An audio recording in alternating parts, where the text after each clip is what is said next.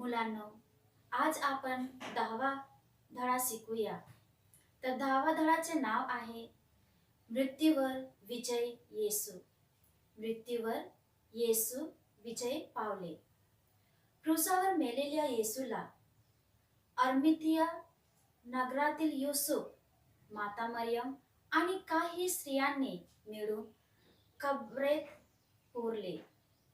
यहुदांच्या पुरण्याच्या प्रथमेनुसार त्यांनी ते मृत्यू शरीर घेऊन तंगाच्या स्वच्छ वस्त्रात गुंडाळून कबरेत ठेवले.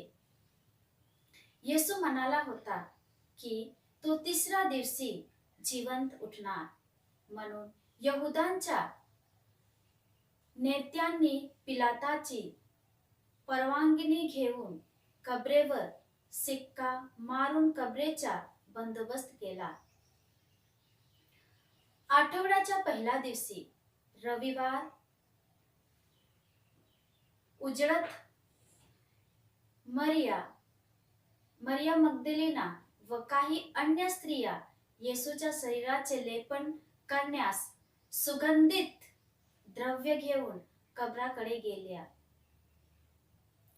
जनतांना त्या एकामेकात असे म्हणत होत्या की कोण आपल्यासाठी कबरेवरील ढोंड्या लोटणार. परंतु जेव्हा त्या कबरेकडे पोहोचल्या तेव्हा मोठा भूमिकाप झाला. प्रभूचा दूत स्वर्गातून उतरला, कबरेकडे आला आणि ढोंड एकीकडे लोटली व त्यावर तो बसला. त्यांचे रूप विजयीसारखे चमकत होते. त्यांचे वस्त्र बर्फासारखे शुभ्र होते. त्याला पाहून भयाने पहारेकरी थरथर कापले व मृत्यूप्राय झाले. देवदूताने त्या स्त्रियांनास म्हटले, तुम्ही भिवू नका. वधस्तंभावर खिळलेल्या येसूचा शोध तुम्ही करीत आहात हे मला ठाऊक आहे. तो येसू नाही, कारण त्याने सांगितल्याप्रमाणे तो उठला आहे. तो निजला होता ते हे स्थळ पहा. त्या स्त्रिया भीतीने व हर्षाने कबरापासून लवकर निघून त्यांच्या शिष्यास हे वर्तमान सांगण्यास धावत गेल्या. आता आपण पाहूया रिकामी कब्र. स्त्रियाकडून ही बातम्या ऐकून पेत्र आणि योहान येसूच्या कबरेकडे धावत गेले. योहान कबरेजवळ प्रथम पोहोचला. त्याने ओणवून आत डोक्यावलेले आणि त्याला तंगाची वस्त्रे पकडलेली दिसली, परंतु तो आत गेला नाही. मग सिमोन पेत्राही त्यांच्या मागून येऊन पोहोचला व कबरेत शिरला. तंगीची वस्त्रे पडलेली व जो रुमाला त्यांच्या डोक्याला होता तो तंगाच्या वस्त्राजवळ नव्हे, तर वेगळा एकीकडे गुंडाळून पडलेला आहे. तेव्हा तो दुसरा शिष्याही कबरेच्या अंत गेला. त्याने पाहून विश्वास ठेवला. रिकामी कब्र येसूच्या पुनरुत्थानाचे एक महत्त्वपूर्ण पुरावा आहे.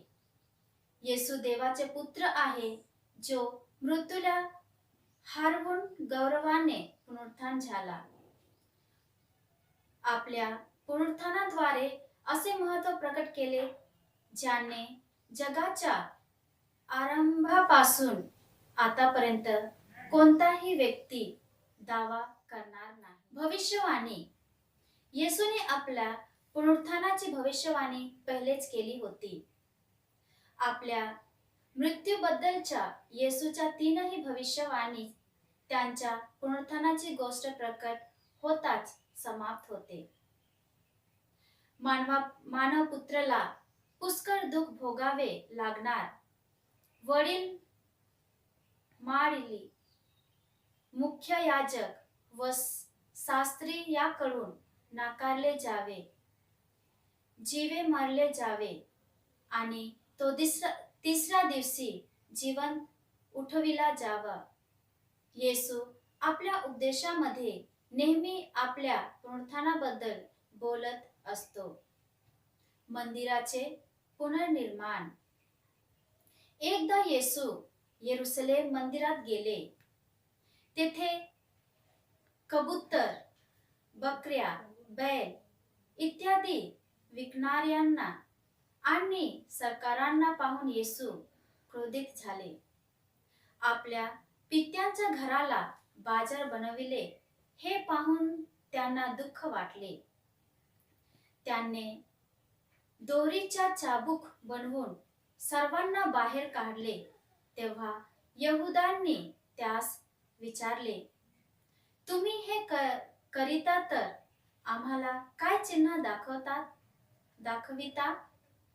येशूने त्यास उत्तर दिले, तुम्ही हे मंदिर मोडून टाका आणि मी 3 दिवसात हे उभारीन. मंदिराचे पुनर्निर्माण म्हणजे येशू आपल्या शरीरारूपी मंदिराबाबत बोलत होता. आता आपण पाहूया योनाचे चिन्ह. एका दिवशी काही शास्त्री आणि फरीसी येशूकडे जाऊन त्यांच्याकडून एक चिन्ह मागले. तेव्हा येशूने त्यांच्या संदेष्टात योनाचे चिन्ह दिले. योना जुन्या करारातील संदेष्टांपैकी एक होता. देवाने त्याला निनवे शहरात जाऊन तिथले लोकांच्या मान परिवर्तनासाठी प्रवचन देण्याचे कार्य सोपविले होते. परंतु योनाला हे बरोबर वाटले नाही. तो तार्शिश जाण्यास जहाजामध्ये रवाना झाला. समुद्र स्तब्ध झाला. जोराने वारा आला आणि लाटा ओसरल्या. जेव्हा खालसाना कळे की हे सर्व योनामुळे घटना आहे, तर त्यांनी योनाला उचलून समुद्रामध्ये फेकून दिले. तबडा तो एक मासा योनाला गिळला. योना 3 दिवस आणि 3 रात्र माझ्याच पोटामध्ये राहील. परमेश्वराच्या आज्ञेनुसार मासेने योनाला काठावर फेकून दिले. योना 3 दिवस आणि 3 रात्री मासाच्या आत राहिले.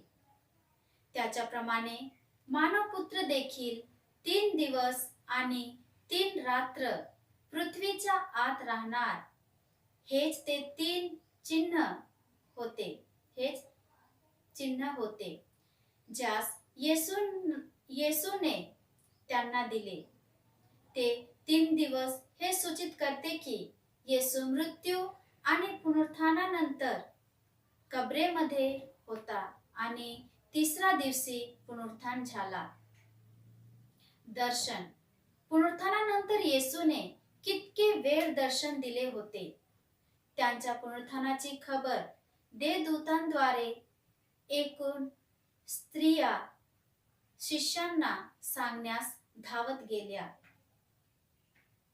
तेव्हा येशू त्यांच्या समोर येऊन त्यांचे अभिवादन केले. येशू त्यास म्हणाला, भिवू नका. जा, माझ्या भावास सांगा की त्यांनी गलिलात यावे. तेथे मी त्यांच्या दृष्टी पाडीन. येशूची रिकामी कब्र पाहून मरियम मगदलीना रडू लागली, कारण तिला माहित नव्हते की येशू पुनरुत्थान झाले. येशूने तिला दर्शन देऊन विचारले, तू का रडत आहेस?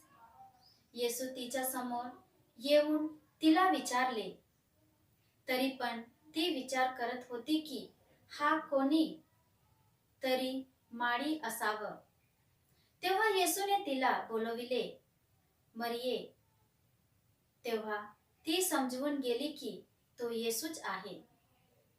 तिने इब्री भाषेमध्ये म्हटले, रबोनी. या शब्दाचा अर्थ आहे गुरुवर.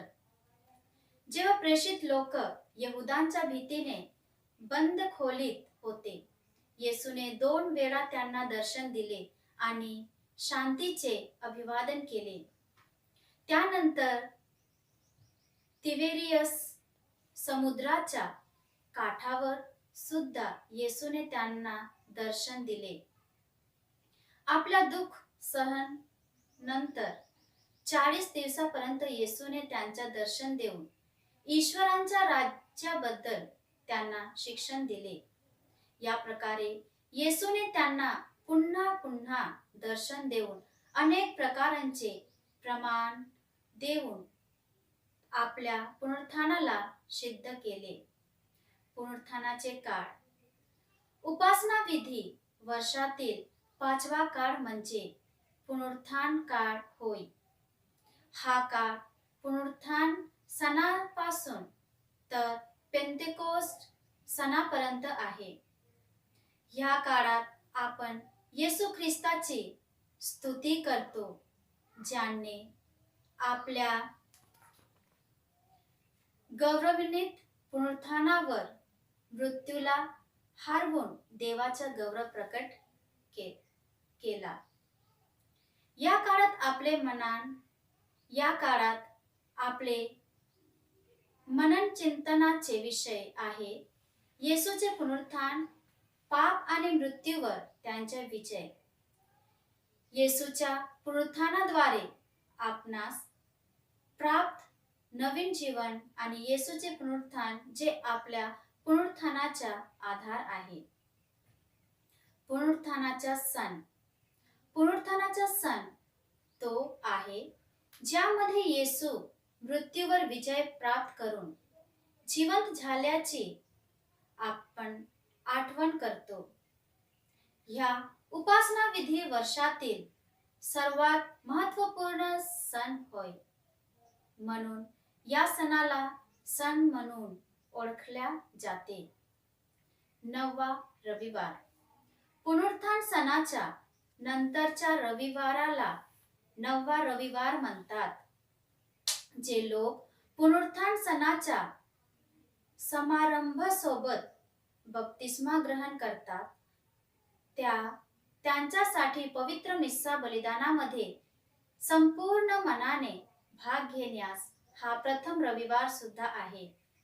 ख्रिस्तीय जीवनाच्या नव्या अनुभवाच्या सुरुवातीचा दिवस असल्यामुळे यास 9वा रविवार म्हणतात.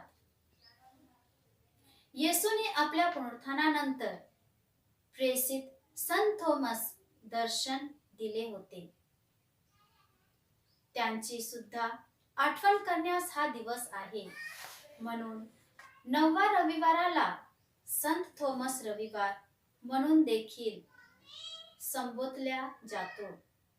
या दिवशी संत थोमसच्या पुण्य स्थळाची तीर्थयात्रा करण्याची प्रथा प्रचलित आहे. मल्याटूरची तीर्थयात्रा या सर्वात अधिक प्रसिद्ध आहे. येशू आपल्या पुनरुत्थानाद्वारे पाप आणि मरणावर विजय प्राप्त केला. त्यांच्याबरोबर आपण सुद्धा पापांसाठी मृत होऊन पुनरुत्थित नवजीवन जगण्याचा प्रयत्न करावे. मुलांनो, येथे या धडा संपलेला आहे. आपण प्रश्नाचे उत्तर लिहून आपला वहीवर लिहावे.